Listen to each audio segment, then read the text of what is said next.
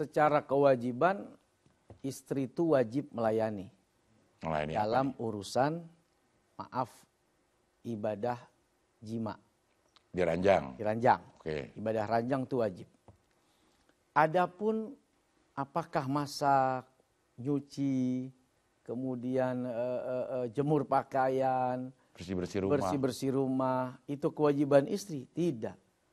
Malah ulama sepakat kewajiban suami menyiapkan orang yang bisa membantu urusan itu. Salah dong selama ini berarti. Salah selama ini yang orang bilang itu udah tugas istri, nyuci, masak, ngelayanin suami, ngambilin pakaian, ngambilin anduk, ini segala macam itu nggak benar itu. Dibilang salah? Ya memang salah. Dibilang benar, ya memang benar.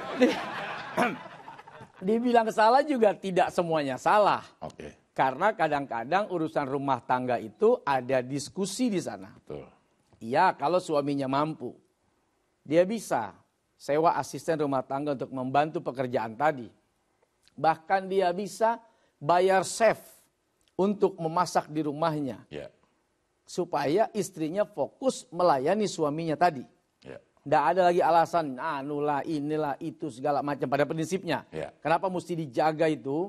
Eksistensi tenaga, pikiran si istri dengan kita menyiapkan orang-orang yang memudahkan urusan tadi, nyuci, masak, gosok, jemur pakaian, bersih-bersih rumah dengan asisten rumah tangga.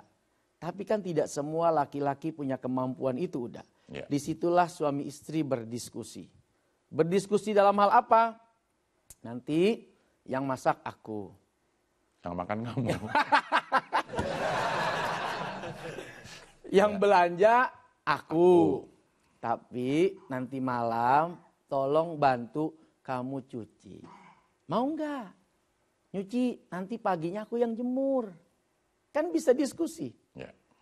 Sebagaimana Nabi SAW, beliau kalau pas sholat berangkat ke masjid. Tapi ketika ada waktu luang, beliau itu membantu. Ya, aktivitas di dalam rumah tangga. Jahit sendiri, nambel sendiri, yang tidak ingin menyusahkan sang istri. Nah sama seperti kita. Kalau kita bisa udah membayar jasa asisten rumah tangga. Ya. Demi memudahkan, jangan capek nih ratu kita ini. Ya, pelayan yang melayani kita sehingga kita terhindar dari dosa, dari maksiat. Jangan sampai dia punya celah untuk menolak. Maka berikan yang terbaik supaya dia nggak capek. Kalau kita punya kemampuan. Tapi kalau kita tidak punya kemampuan untuk itu, disitulah kita bisa bermusyawarah. Ya. Kita bisa ngobrol, membagi tugas. Urusan nyuci aku, jemur kamu. Urusan masak aku, belanja kamu. Misalnya seperti itu.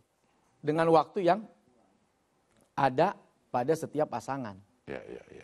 Harus didiskusikan. Ya? Nah, anak sekolah aku yang antar, jemput. Kamu malam ngajarin ya.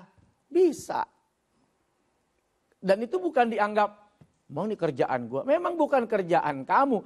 Tapi realnya, faktanya kamu tuh hidup sama orang yang tidak bisa bayar asisten rumah tangga.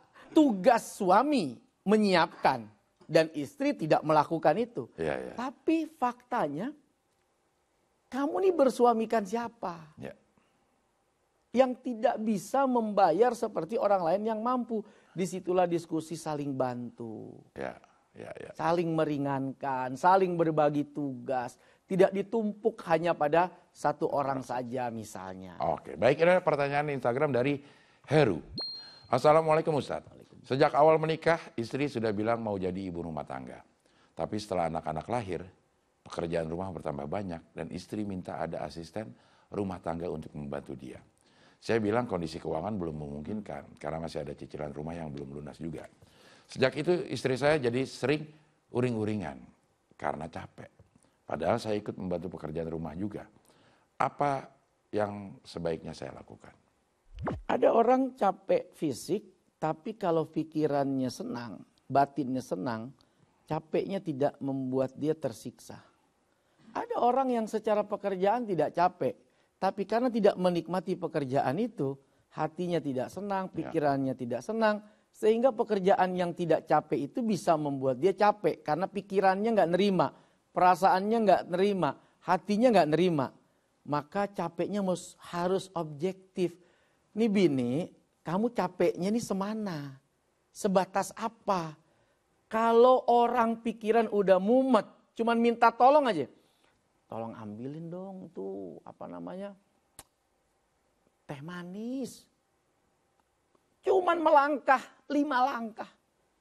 Ngambil nggak pakai berat, bebannya normal gelas. Tapi kalau ininya udah nggak terima, itu dianggap Beban. beban. Ya.